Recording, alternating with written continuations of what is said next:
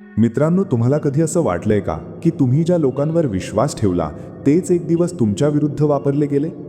मी एक गोष्ट पाहिली आहे आणि ती पुस्तकात नाही, ती आयुष्यात आहे. जे लोक त्यांच्या प्रत्येक प्लॅनबद्दल बोलतात त्यांची स्वप्न जास्त काळ जिवंत राहत नाहीत, पण जे शांत राहतात, जे आपलं पुढचं पाऊल कुणालाच सांगत नाहीत, तेच अचानक सगळ्यांना आश्चर्य देतात.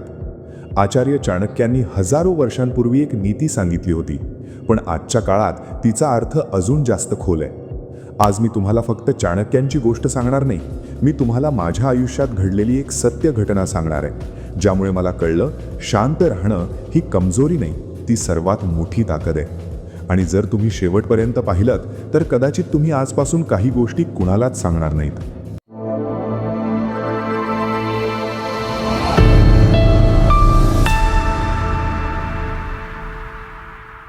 आज आपण एका खूप कडव्या सत्याचा सामना करणार आहोत.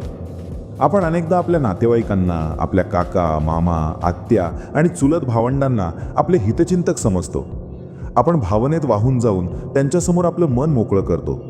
पण चाणक्य नीती सांगते की साप चावल्यावर त्याचा इलाज वैद्याकडे असतो, पण जर आपलाच कोणी रक्ताचा नातलग मत्सर म्हणजे जळफळाट मनात ठेवू लागला तर त्याचा इलाज जगातल्या कोणत्याही हकीमाकडे नसतो. जर तुम्हाला तुमचं आयुष्य उद्ध्वस्त होण्यापासून वाचवायचं असेल तर आज हा व्हिडिओ खूप लक्षपूर्वक ऐका. आज आपण चाणक्य नीतीतील तो अध्याय उघडणार आहोत जो आपल्याला सांगतो की त्या कोणत्या 5 गोष्टी आहेत ज्या तुम्ही तुमच्या सख्ख्या नातेवाईकांपासूनही, होय, सख्ख्या नातेवाईकांपासूनही स्वतःच्या जीवापेक्षा जास्त जपून लपवून ठेवल्या पाहिजेत. तर चला, पहिल्या आणि सर्वात महत्त्वाच्या गोष्टीपासून सुरुवात करूया. पहिली गोष्ट आहे आपली खरी कमाई आणि साठवलेली बचत गुप्त ठेवणं. हे समजवण्यासाठी मी तुम्हाला एक छोटीशी गोष्ट सांगतो. एका गावात 2 भाऊ राहत होते. दोघेही शहरात कमवायला गेले. एक भाऊ खूप सरळ आणि भोळा होता.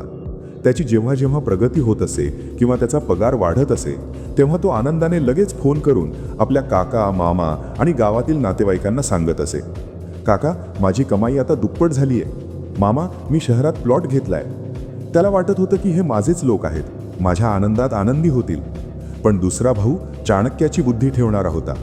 तो पहिल्यापेक्षा जास्त कमवत होता, पण जेव्हा जेव्हा गावात येत असे तेव्हा जुने कपडे घालून येत असे. नातेवाईक विचारत की बाळा, किती कमावतोस? तर तो नेहमी उदास चेहरा करून म्हणत असे, अरे काका, कसा बसा गुजरान चालू आहे.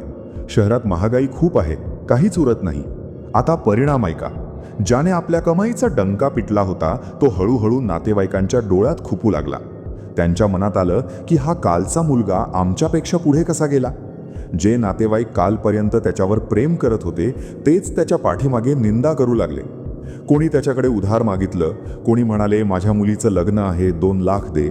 आता तो नकार देईल तर वाईट ठरेल आणि देईल तर स्वतःचं नुकसान करेल.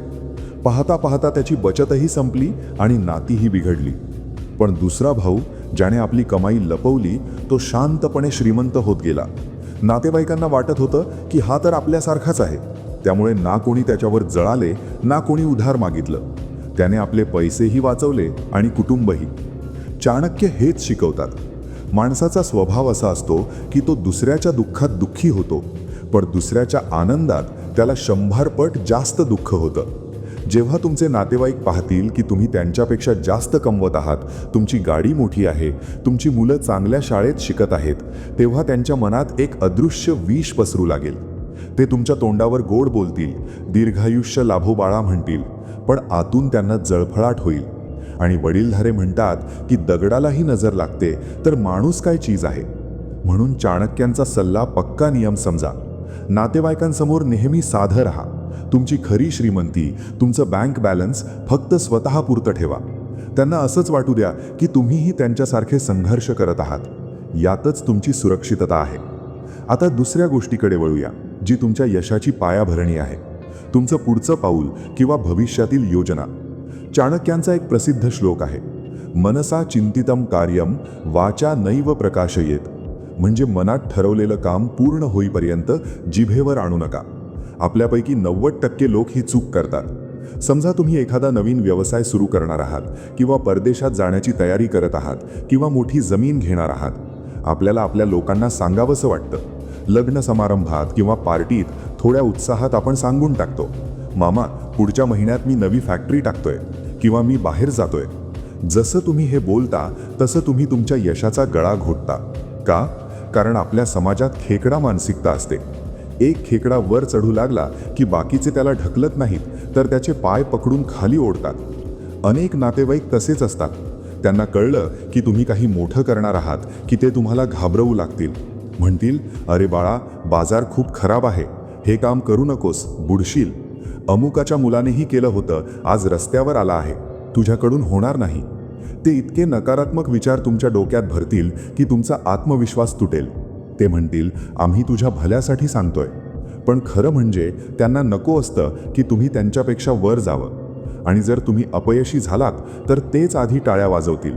आम्ही आधीच सांगितलं होतं म्हणतील. म्हणून शहाणा माणूस आपली योजना गुप्त ठेवतो. बीजाला झाड व्हायचं असेल तर ते जमिनीत अंधारात राहावं लागतं. ते वारंवार उकरून दाखवलं तर ते कधीच झाड होत नाही. तुमच्या स्वप्नांनाही तसंच जपा. यश मिळाल्यावरच जगाला कळू द्या. पुढील 3 गोष्टी म्हणजे घरातील भांडणं, तुमची कमजोरी आणि सहन केलेला अपमान. घरातील भांडणं बाहेर सांगू नका. नवरा बायकोत वाद होतात, वडील मुलात मतभेद होतात, पण रागात नातेवाईकांना सांगितलं तर ते समोर सहानुभूती दाखवतील आणि पाठीमागे सगळीकडे पसरवतील. उद्या तुम्ही दोघं एक व्हाल, पण त्यांना ती गोष्ट लक्षात राहील आणि ते तिला पेटवत राहतील. म्हणून घरचा भेद घरातच ठेवा. 4थी गोष्ट म्हणजे तुमची कमजोरी किंवा जुनं गुपित. चाणक्य नीती सांगते की आपली कच्ची नस कोणाच्याही हातात देऊ नका. आज जवळचा असलेला माणूस उद्या पैशासाठी शत्रू होऊ शकतो आणि तुमचंच गुपित शस्त्र बनवू शकतो. म्हणून कासवासारखे बना. धोका जाणवताच आपले नाजूक अवयव कवचात लपवा. 5वी आणि शेवटची गोष्ट म्हणजे केलेलं दान आणि सहन केलेला अपमान. बाहेर कोणी तुमचा अपमान केला असेल तर तो सगळ्यांना सांगत फिरू नका. लोक सहानुभूतीपेक्षा तुमची थट्टा करतील. तो अपमान गिळा आणि त्याला तुमची ताकद बनवा. आणि जर तुम्ही कोणाला मदत केली असेल तर तेही गुप्त ठेवा. नेकी कर आणि नदीत टाक. तर मित्रांनो, या होत्या चाणक्यांच्या 5 गोष्टी. खरी कमाई, भविष्यातील योजना, घरातील भांडणं, आपली कमजोरी आणि आपला अपमान. त्यांना लोखंडी पेटीत बंद करून त्याची किल्ली समुद्रात फेका. नाते तोडू नका, पण शहाणपणाने वागा. नातेवाईकांना भेटा, गोड बोला, पण मनाचे दरवाजे बंद ठेवा. जिभेप्रमाणे बना, जी 32 दातांच्या मध्ये राहूनही सुरक्षित राहते. वरून उघडं पुस्तक बना, पण आतून कोणी वाचू शकणार नाही असं बना. मित्रांनो, हे फक्त चाणक्यांची नीती नाही, हे आयुष्यानं शिकवलेलं वास्तव आहे. जगात 2 प्रकारचे लोक असतात. एक जे प्रत्येक गोष्ट बोलून दाखवतात आणि दुसरे जे शांत राहून इतिहास घडवतात. तुम्ही कोण व्हायचं ते आज ठरवा. लक्षात ठेवा, यश कधीही गोंगाटात जन्म घेत नाही, ते शांत तयारीत जन्म घेतं. कधी कधी आपल्या स्वप्नांना वाचवण्यासाठी आपल्यालाच आपल्या शब्दांवर नियंत्रण ठेवावं लागतं. जर आजच्या या कडव्या पण खऱ्या गोष्टींनी तुमच्या विचारांमध्ये थोडासा बदल घडवला असेल तर हा व्हिडिओ त्या मित्राला नक्की पाठवा जो सध्या खूप काही सहन करत आहे पण शांत आहे. कारण कदाचित त्याची शांतता हीच त्याची सर्वात मोठी ताकद असेल. आणि मित्रांनो, व्हिडिओच्या खाली कमेंट करायला विसरू नका. मी प्रत्येकाला रिप्लाय देत असतो. आणि जर तुम्हाला अशाच सत्य, खोल आणि आयुष्य बदलणाऱ्या गोष्टी ऐकायच्या असतील तर आत्ताच चॅनल सबस्क्राईब करा. पुन्हा भेटू, पण तोपर्यंत शांत रहा, निरीक्षण करा आणि योग्य वेळी जगाला उत्तर द्या.